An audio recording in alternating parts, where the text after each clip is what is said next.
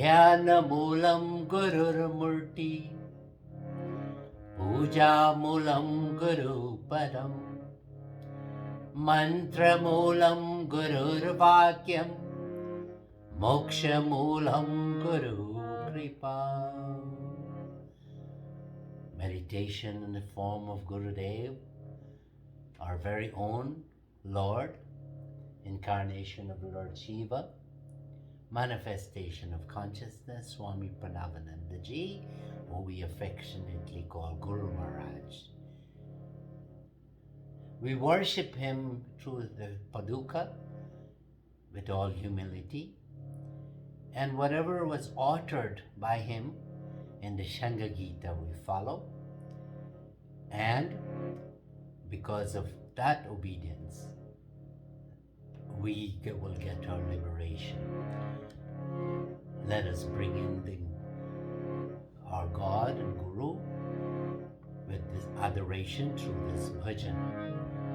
Guru Mata Pita Guru Bandhu Sakha Tere Charanon mein Guru Mera koti pranam. Tere Charanon mein Guru Mera koti pranam. Tumi Jnana Data Tumi Shakti Rata Tumi Shanti Rata Tumi Mukti Rata. Tere Charanon mein Guru Mera koti pranam. Tumi sadhana Tumi aradhana Tumi premarana Tumi karuna Tumi pranapati Tumi raksha mera. Tere charanon mein Guru Mera koti pranam. Guru Mata Pita Guru Bandhu Sakha Tere Charanon mein Guru Mera koti pranam. Tumi Vedata Tumi Param Pita Tumi Raj Dhiraj Guru Maharaj. Tumi Raj Dhiraj Guru Maharaj. Guru Mata Pita Guru Bandhu Sakha Tere Charanon mein Guru Mera koti pranam. Oh, what wonderful that we could pay adorations to someone like that. For me,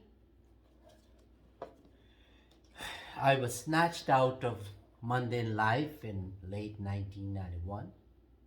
Go to bed one night, living a normal life, go to bed in one night, wake up the next morning early. No meditation, no dreams, but there was a transformation. Go to bed as an ordinary person and wake up as a sannyas. Miracle.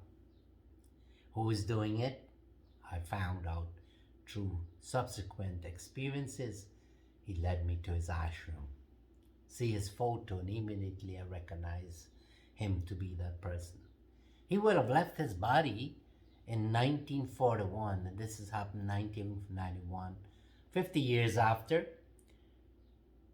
I wasn't born in 1941.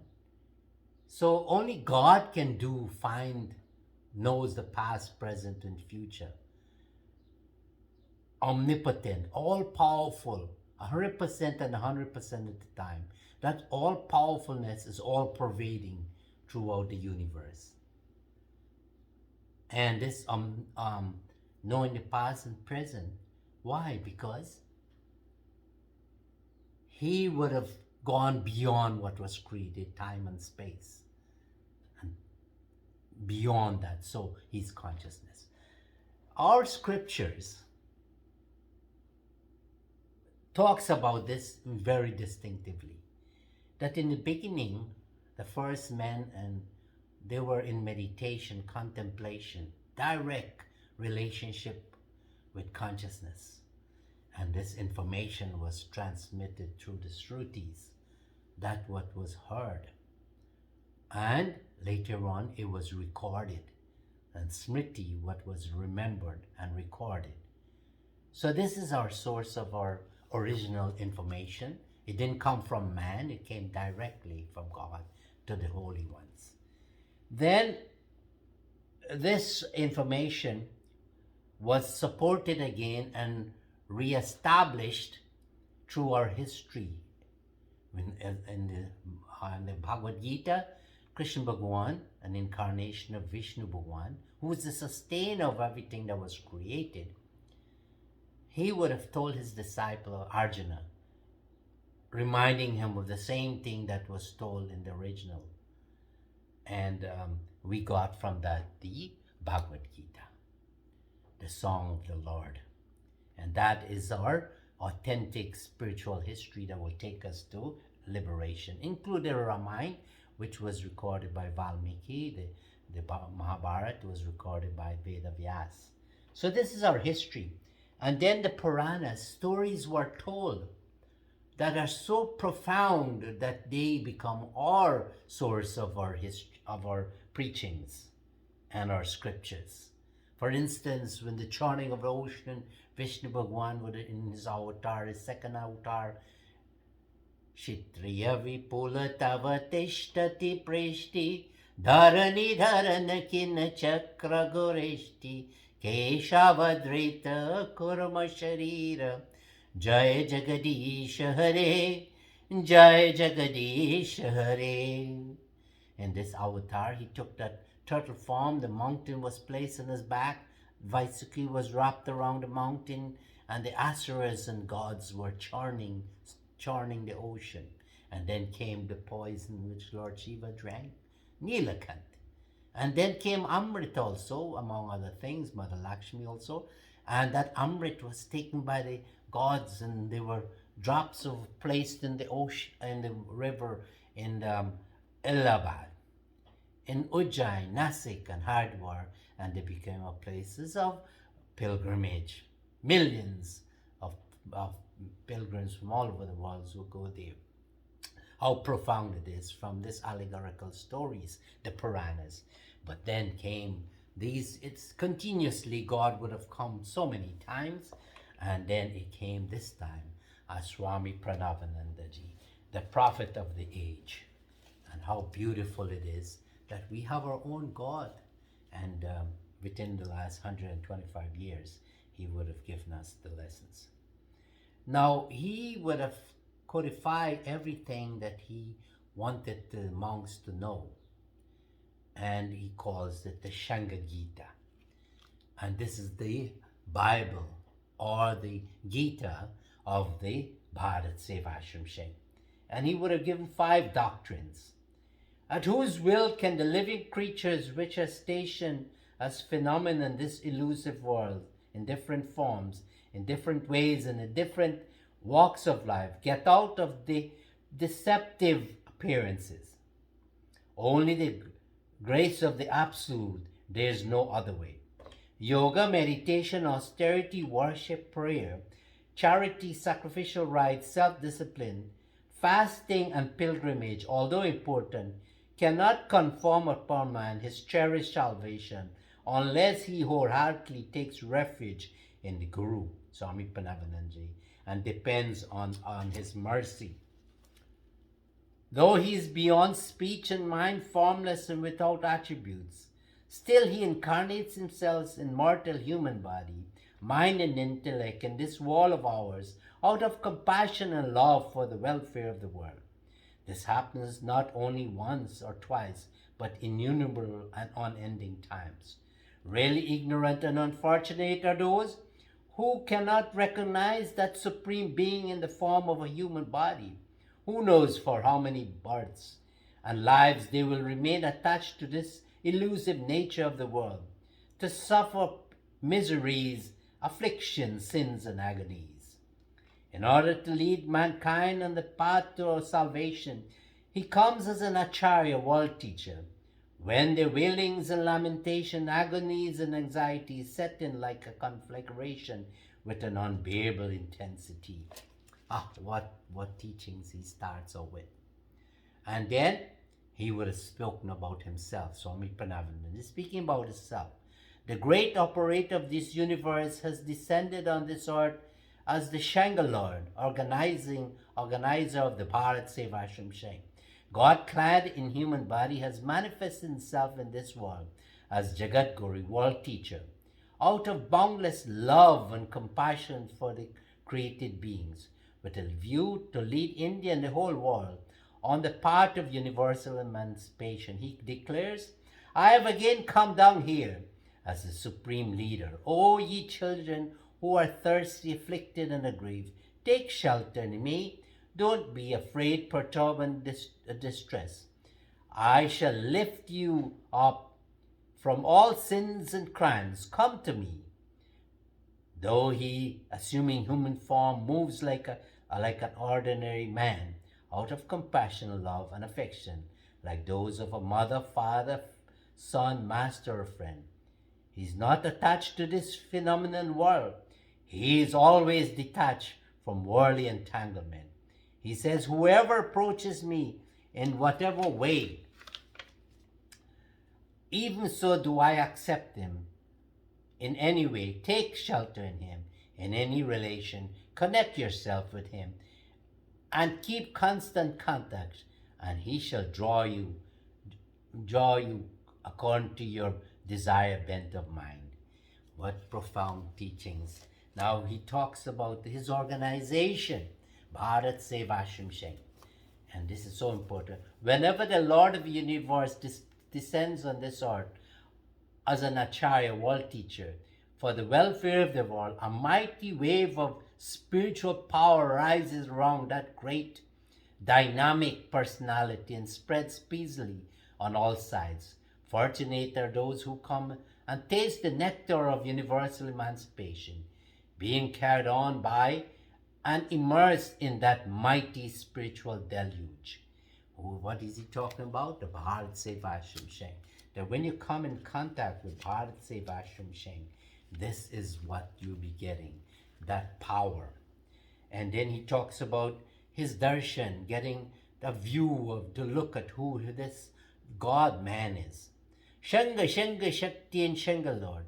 These three are one and indivisible, and the one comprises the three. Shanga Shakti is divine power of the Shanga Lord, and the Shanga is but the greater existence of the Shanga Lord himself. To take refuge in any one of them means to take refuge in the remaining two. To ignore, disdain, and disobey any one of them is to do the same to the other. The command of the Shanga is that of the Shanga Lord. One who adores the Shanga Lord himself. And on the other hand, disobedience to the Shanga is disobedience to the Shanga Lord. Wow. Shanga Shakti, Shanga Lord. That these are the three pillars of Moksha Liberation. Swami Pranavanandaji, he has bring us to the state where it is so important that we can get our liberation in this lifetime. And how is it happening? Through the Bharat Sevashram Sheng. There's a governing body.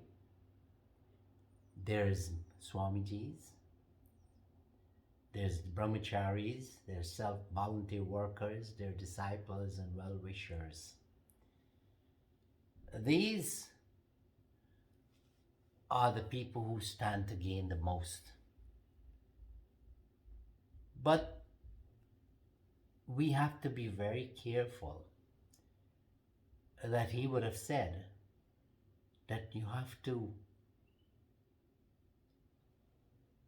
follow the doctrines of the Bharat Sevashram Sheng Incorporated. In other words,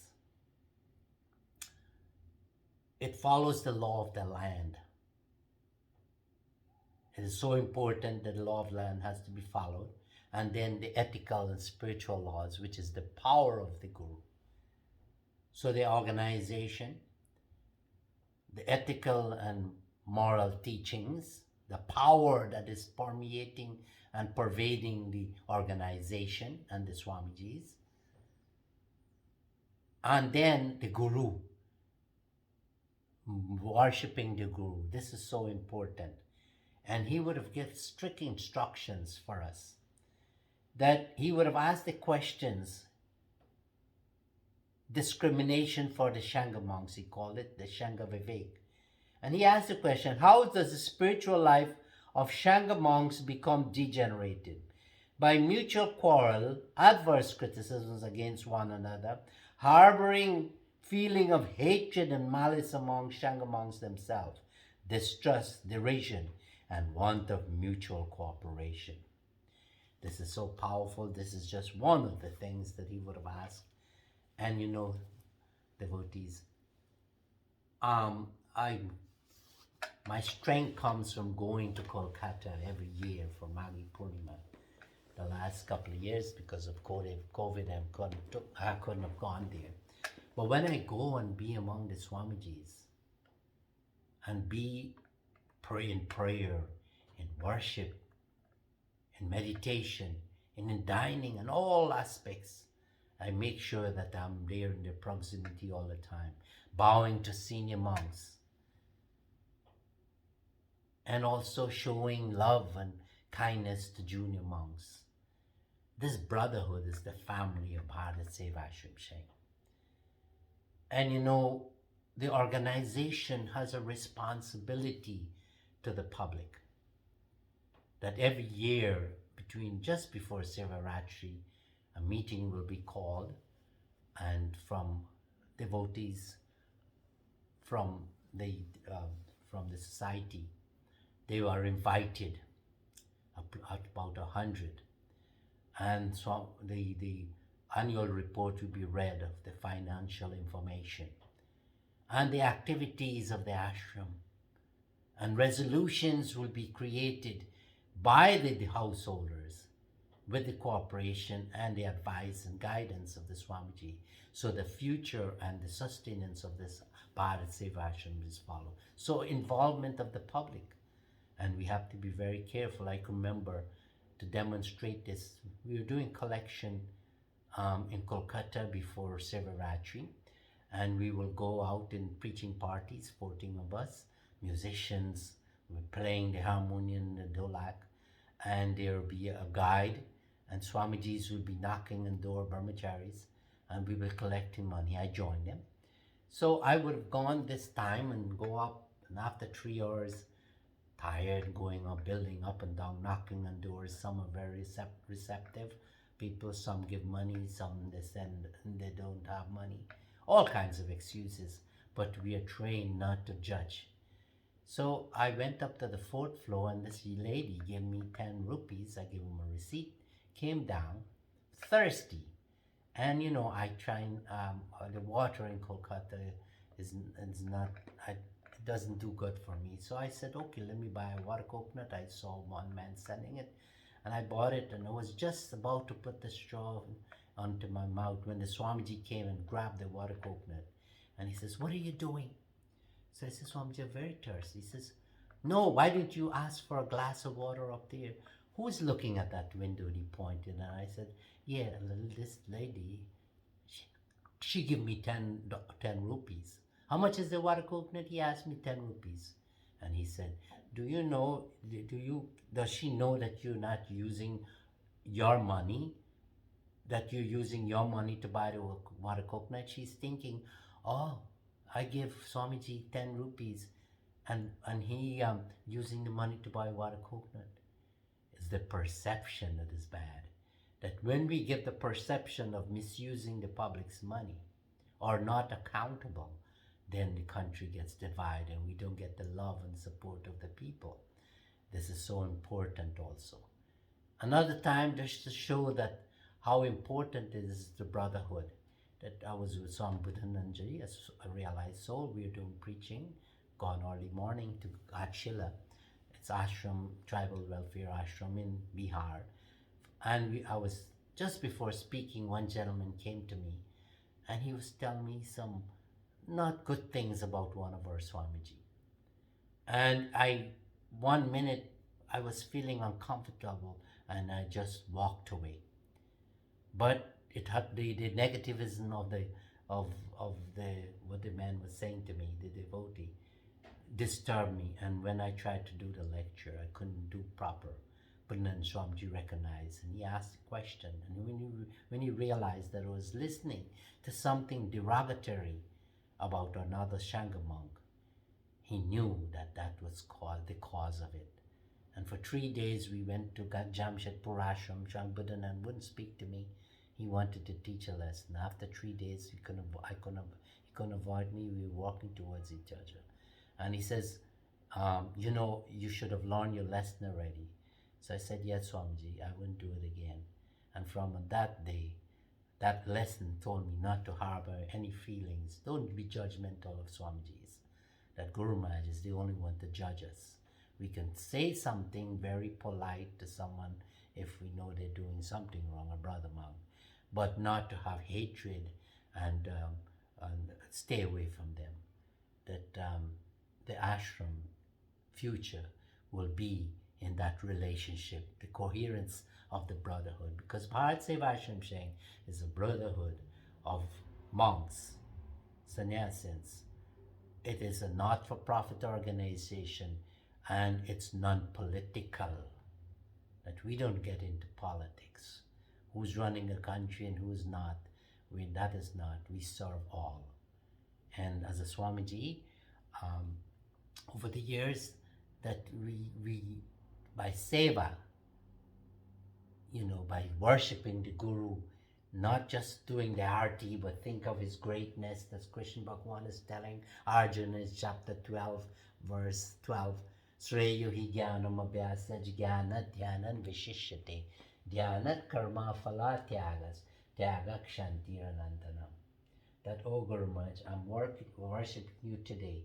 Not just the act of waving these items to surrender my body and my mind, but I'm thinking your greatness, like Arjuna, Krishna was telling Arjuna, I'm thinking of your greatness, that you're God. You brought me into this organization. You're going to give me my liberation. I'm thinking like that. And when I'm done, I sit down and do my meditation and contemplate on you after that act of surrender. Because why? When I'm done with that meditation, save ashram. I go out and you've given me the opportunity to serve at the United Nations, going to 40 countries, and to build ashrams and uplift ashrams all over India and the other branches around the world. That when we serve, there's a benefit. Like afterwards, the benefit is that we are not attached to the world. We just serve. And then, little by little, that all-pervading, omnipotent power start getting to get a good glimpse of it, and magnifies. And then you become godlike.